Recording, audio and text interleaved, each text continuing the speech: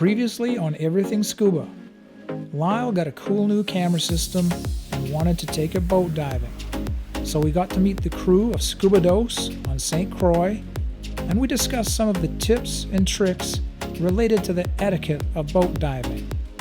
We also visited the first of our 2 dive sites, Tide Bottle, and in this episode, we'll continue our boat diving adventures and give you more information on what you need to boat dive. Welcome to Everything Scuba.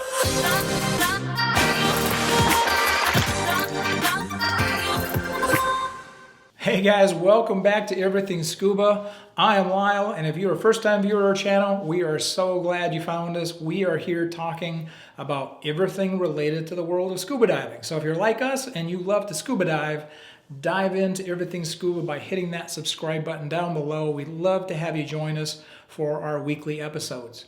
Before I go too much further though, by the time you watch this episode, I want to wish you all a happy new year, happy 2021.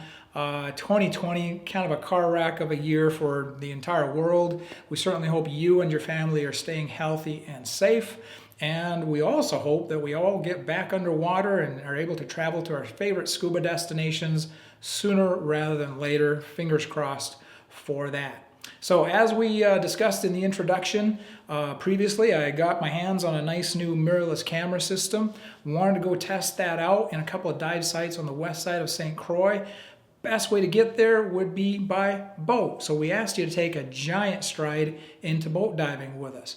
We are traveling with a company called St. Croix Ultimate Bluewater Adventures, otherwise known as Scuba. There's 2 crew on board our boat. The boat is called Scuba Dose, and Captain Corey Harner is with us, and Instructor Chris is leading our dives. We're talking about the specifics of what to expect when it comes to boat diving. It's a different process if you've never been boat diving before. How do I get on and off of the boat? What are some of the specifics about what kind of gear should I bring? How do I arrange myself on the boat? And so we hope that that's been helpful for you. If you haven't seen that episode, click the link up above, go check that out, run back here and rejoin us. On this episode, we are going to jump into our next dive site. Kind of a cool name and a very cool dive site. So check it out. The next dive site we're going to go visit has a very ominous name. It is called the Swirling Reef of Death. This trip, there was definitely no swirling and absolutely no death. Let's talk about how the site got its name then. So back in the day, there's a guy that came down writing an article for Sport Diver magazine. At the time, we actually had a line that attached to the pin. We actually tie up to a mooring. That's since been pulled out. The pin's no longer there. However, at the time there was. So this group of people on this boat went out, had a great dive. Awesome. At the time, it was called Davis Dive Sites, which doesn't sound that interesting.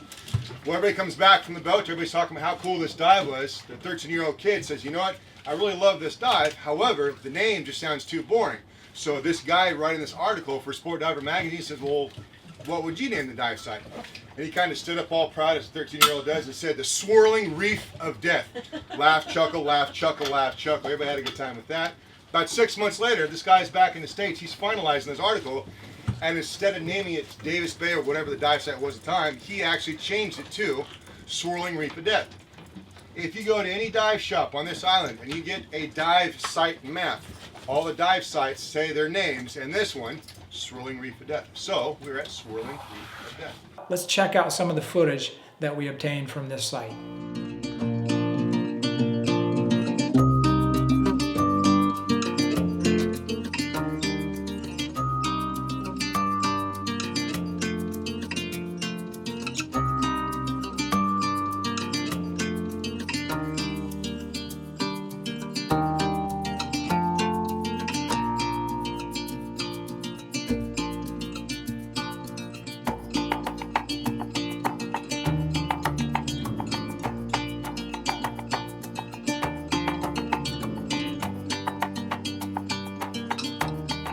Jeff spotted this critter on the way back to the boat. This is a spotted spoon-nose eel. I've never seen one before. Unlike the previous dive, there was no mooring pin, and so this is the ship's anchor in the sand. While boat diving, we always recommend a safety stop at 5 meters or 15 feet. There's a couple of things you might encounter under the boat while doing your safety stop. The first might be an emergency regulator on a hookah system. As good divers though, we should always plan never to have to use this item. Some boats put down a safety bar at 15 feet, and you can see here a brand new diver stabilizing herself using that safety bar. However, our ultimate goal as a diver should be to hang motionless, hovering, using only our breath to control our position. Witness the master in action. On the stern of the boat, you will find a tagline. The tagline is there to aid you in your exit from the water. You can see here the dive master helping the divers by taking fins, and the divers using the tagline to get to the boat. We asked this question on our previous episode, but we'll ask it again.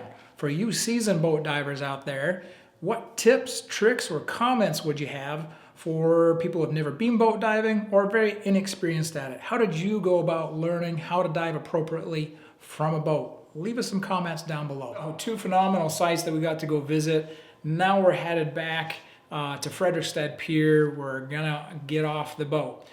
On the way back, we want to be getting all of our gear disassembled, get our wet stuff back into our wet bag, take off our wet gear, switch back into some dry gear, which will be in our dry bag, which we should have set aside. And that way, by the time we get back to the dock, we are ready to get off the boat. Again, prior to getting off, wait for the invitation to get off. Make sure that the crew have finished all of their duties to tie the boat up safely to make sure that you can exit appropriately. Let's talk a little bit about the dirty topic of money. When it comes to tipping the staff on a dive boat, they are there primarily for your safety, but they're also there to show you as good of a time as possible and hopefully make that event be as enjoyable as it possibly can. And as such, it's appropriate that you should tip those individuals for the services that they provided. As a new boat diver, that might be a question that you have is, okay, what is the appropriate amount to tip the staff that are on board? And so I'm going to let Captain Corey again address this dirty topic. We don't do this because we want to get tips. I'll put that out there. We do this because we've made a decision in our life. I used to be an electrical engineer. He used to be a chef. Right. We saw something that we enjoyed and we turned it into a passion. Now this is what we do all the time. So tips is never really the first thing that we think about. Does it help? 100%, because it does contribute to our livelihood. So I guess the real question that you're trying to get to is, how much should a person tip? What is an appropriate amount? If the crew is doing what they're supposed to, Chris is obviously one of the more competent crews. He's been here a long time. I trust this guy with everything on the boats. And you guys have a good time. I want to see sharks, you see sharks. I want to see eels, you see eels. Obviously, we can't guarantee anything in the water because marine life is going to do what marine life does. But as a standard, if everything goes the way you guys like it to, you guys being the paying customers, $10 a tank. If you guys tip $10 a tank, that's fine. I'm also going to add on top of that, if you tip $5, I don't care. If you tip $1.50, I don't care. If you give us a TripAdvisor review, it doesn't matter. As long as you guys had a good time, that's all that matters to us. We love bringing this video content to you guys. Hopefully you're getting some good out of it. If you are, go ahead and hit that like button down below. If you're not a subscriber, click the subscribe button while you're at it too. Feel free to share this video with other scuba divers. They might hopefully get some tips from it just as you are. 2 successful boat dives in. Thank you to the crew of Scuba Dose for a safe and eventful day of diving. And we got to work out this bad boy. Got some great footage with it. But have you ever wondered what else a mirrorless camera system can do? What is a mirrorless camera system? How does the housing work? How do I change my lenses? What are the options for lighting and all the other stuff? Well, click the link above.